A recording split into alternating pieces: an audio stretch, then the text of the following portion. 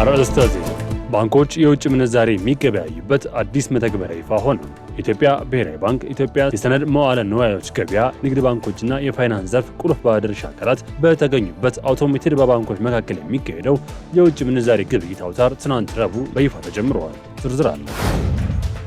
የኢትዮጵያ ብሔራዊ ምርጫ ቦርድ ከከፍተኛ ትምህርት ተቋማትና ከትምህርት ሚኒስቴር አመራሮች ጋር የመንግስት ከፍተኛ ትምህርት ተቋማት ተማሪዎች የመራጮች ምዝገባና ድምፅ አሰጣጥ የሚመለከት ውይይት አደረጉ።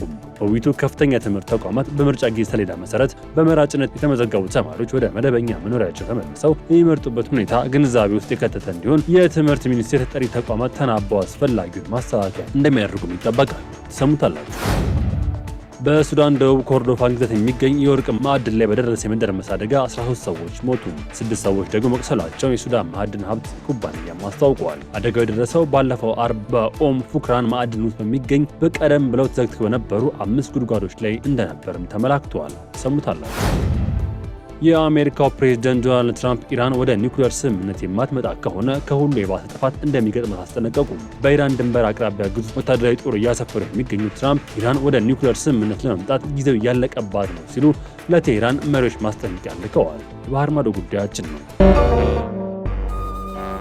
ውድ የሀገሬ ቲቪ ተመልካቾቻችን ለሰዓቱ የያዝናቸው ዜናዎች ተጀምረዋል። ከዜናዎቹ ጋር ሚኪያስ ኃይሌ ነኝ።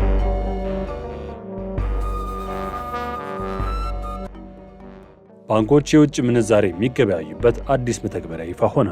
የኢትዮጵያ ብሔራዊ ባንክ ኢትዮጵያን ሰነድ መዋዕለ ንዋዮች ገበያ፣ የንግድ ባንኮች የፋይናንስ ዘርፍ ቁልፍ ባለድርሻ አካላት በተገኙበት የሀገሪቱን አውቶሜትድ በባንኮች መካከል የሚካሄደውን የውጭ ምንዛሬ ግብይት አውታር ትናንት ረቡዕ በይፋ ተጀምረዋል።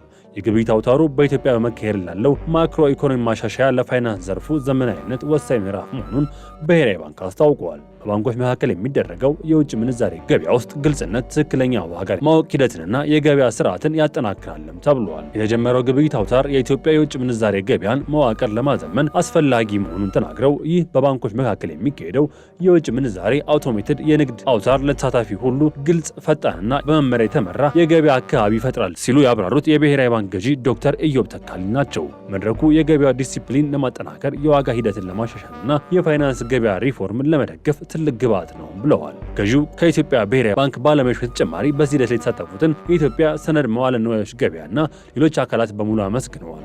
ሁሉም ባንኮች በመድረኩ ላይ በንቁ መንገድ እንዲሳተፉና ከመመሪያዎች ጋር የተጣጣመ ስራ እንዲያከናውኑ ማሳሰባቸውን ከባንኩ ማህበራዊ ሚዲያ ያገኘነው መረጃ ያመላክታል።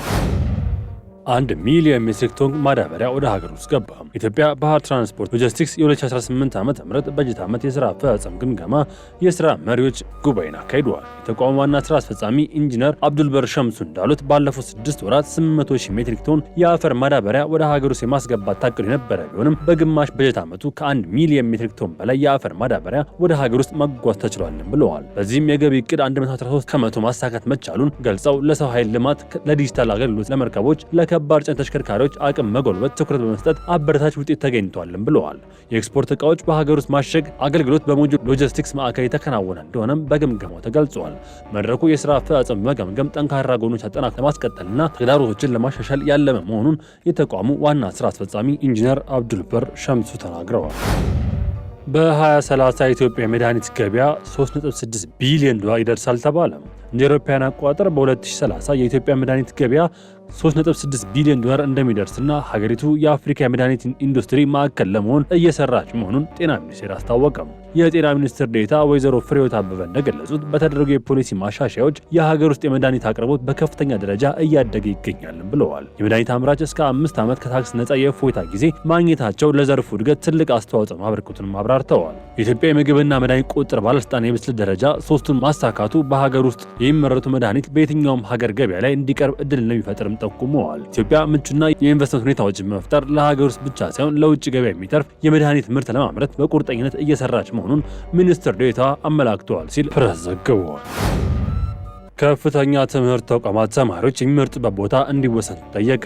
የኢትዮጵያ ብሔራዊ ምርጫ ቦርድ ከከፍተኛ ትምህርት ተቋማትና ከትምህርት ሚኒስቴር አመራሮች ጋር የመንግስት ከፍተኛ ትምህርት ተቋማት ተማሪዎች የመራጮች ምዝገባና ድምፅ አሰጣጥን በሚመለከት ውይይት አድርገዋል። የኢትዮጵያ ብሔራዊ ምርጫ ቦርድ ከምርጫ ክልላቸው ርቀው በካምፕ የሚኖሩ ወታደሮች፣ በከፍተኛ ትምህርት ተቋማት የሚማሩ ዜጎች፣ ከመደበኛ መኖሪያ ቀያቸው ተፈናቅለው በጊዜ መኖሪያ የሚገኙ ዜጎች በምርጫ የሚሳተፉበትን ሁኔታ ለማመቻቸት መራጮች በሚገኙበት ቦታ ወይም አካባቢ የሚቋቋም ልዩ የምርጫ ጣቢያ በኢትዮጵያ ምርጫ የፖለቲካ ፓርቲዎች ምዝገባና የምርጫ ስነ ምግባር አዋጅ ቁጥር 1162 ህዝባር 2011 አንቀጽ 17 ንዑስ አንቀጽ 1 እና 4 መሰረት የሚቋቋም የምርጫ ጣቢያ መሆኑን ተገልጿል። ቦርዱ የምርጫ አፈጻጸም የተሻለ የሚሆነው ተማሪዎች የሚማሩበት ተቋም ልዩ የምርጫ ጣቢያ ተደራጅቶ እንዲመዘገቡ ተደርጎ ለምርጫ ወደ ምርጫ ክልላቸው ሄደው ድምፅ እንዲሰጡ ሲደረግ ነው ሲሉ የኢትዮጵያ ብሔራዊ ምርጫ ቦርድ ምክትል ሰብሳቢ ተስፋዬ ነዋይ ተናግረዋል። በውይይቱ ከፍተኛ ትምህርት ተቋማት በምርጫ ጊዜ ሰሌዳ መሰረት በመራጭነት የተመዘገቡ ተማሪዎች ወደ መደበኛ መኖሪያቸው ተመልሰው በሚመርጡበት ሁኔታና ግንዛቤ ውስጥ የተከተተ እንዲሆን የትምህርት ሚኒስቴር ተጠሪ ተቋማት ተናበው አስፈላጊውን ማስተካከያ እንዲያደርጉ ተጠይቋል። በሱዳን የወርቅ ማዕድን ማውጫ ቦታ መደርመስ የ13 ሰዎች ሕይወት አለፈ። በሱዳን ደቡብ ኮርዶፋን ግዛት የሚገኝ የወርቅ ማዕድን ላይ በደረሰ የመደርመስ አደጋ 13 ሰዎች ሲሞቱ 6 ሰዎች ደግሞ መቁሰላቸውን የሱዳን ማዕድን ሀብት ኩባንያ አስታወቀ። አደጋው የደረሰው ባለፈው አርብ ከኡማ ፋኩራን ማዕድን ውስጥ የሚገኝና ቀደም ብሎ ተዘግተው የነበሩ 5 ጉድጓዶችም ላይ ነው። ኩባንያው እንደገለጸው የማዕድን ጉድጓዶቹ በይፋ ተዘግተው የነበረ ቢሆንም አንዳንድ ማዕድን አውጪዎች በህገወጥ መንገድ ገብተው ሲሰሩ እንደ አደጋው አጋጥሟቸዋልም ተብሏል። በሱዳን ጦርና በፈጣን ድጋፍ ሰጪ ኃይሎች መካከል ከሚያዝያ 2023 ጀምሮ የሚካሄደው ጦርነት ለመደገፍ ሁለቱ ወገኖች በከፍተኛ ሁኔታ በወርቅ ምርት ላይ ጥገኛም ሆነዋል። እንደ አውሮፓውያን አቆጣጠር በ2025 የሱዳን ወርቅ ምርት 7 ቶን የደረሰ ቢሆንም ከዚህ ውስጥ 20 ቶን ብቻ በህጋዊ መንገድ ለውጭ ገበያ የቀረበ ሲሆን ቀሪው በህገወጥ መንገድ ወደ ጎረቤት ሀገራት እንደሚሸሽ የፋይናንስ ሚኒስቴሩ ጅብሪል ኢብራሂም ገልጸዋል። በሱዳን አብዛኛው የወርቅ ቁፋሮ ባህላዊ መንገድ የሚከናወን በመሆኑ አስፈላጊው የደህንነት ጥበቃ ስለማይደረግለት በተከታታይ አደጋዎች ለጤና እክል መንስኤ እየሆነም ይገኛል። ጦርነቱ እስካሁን ከ10 ሺዎች የሚቆጠሩ ሰዎችን ለህልፈት 11 ሚሊዮን የሚሆኑትን ደግሞ ለስደት ዳርጓል ሲል የዘገበው አፍሪካን ኒውስ ነው። በኢራን ላይ ማዕት እናወርዳለን ስትል አሜሪካ ዛተች። የአሜሪካው ፕሬዝዳንት ዶናልድ ትራምፕ ኢራን ወደ ኒውክሌር ስምምነት የማትመጣ ከሆነ ከሁሉ የባሰው ጥፋት እንደሚገጥማት አስጠነቀቁም። በኢራን ድንበር አቅራቢያ ግዙፍ ወታደራዊ ጦር እያሰፈሩ የሚገኙት ትራምፕ ኢራን ወደ ኒውክሌር ስምምነት ለመምጣት ጊዜው ያለቀባት ነው ሲሉ ለቴህራን መሪዎች ማስጠንቀቂያ ልከዋል። ፕሬዝዳንቱ ግዙፍ የሆኑ ጦር መርከቦች ስብስብ በከፍተኛ ኃይል በታላቅ ተነሳሽነት ግልጽ በሆነ ዓላማ ወደ ኢራን እየገሰገሱ መሆኑን በመግለጽ ኢራን ስምምነት እንድታደርግ አለዚያ ከባድ ቅጣት ይጠብቃታል የሚል የተለመደ ዛቻቸውን አስተላልፈዋል። ለፕሬዝዳንቱ ዛቻ ምላሽ የሰጡት የኢራን የውጭ ጉዳይ ሚኒስትር አባስ አራግቺ በበኩላቸው የሀገሪቱ የጦር ኃይሎች ጣታቸውን በቃታ ላይ ሆኖ በየብስም ሆነ በባህር ለሚሰነዘር ማንኛውም ትንኮሳ አፋጣኝና ብርቱ ምላሽ ለመስጠት በተጠንቀቅ ላይ መሆናቸውን ተናግረዋል። ኢራን የኒውክሌር ፕሮግራሟን ሙሉ በሙሉ ሰላማዊ እንደሆነ ብትገልጽም ትራምፕ ግን ቴህራን የኒውክሌር መሳሪያ ባለቤት እንድትሆን እንደማይፈቅዱ ደጋግመው ዝተዋል። የፕሬዝዳንቱ ከቅርብ ጊዜ ማስጠንቀቂያ የመጣው ቀደም ሲል በኢራን የተቀሰቀሰውና ታይቶ የማይታወቅ ኃይል እርምጃ የታፈነው ህዝባዊ አመጽ ለመርዳት በዋሽንግተን ጣልቃ እንደምትገባ ቃል ከገቡ በኋላም ነው ሲል የዘገበው ቢቢሲ ነው።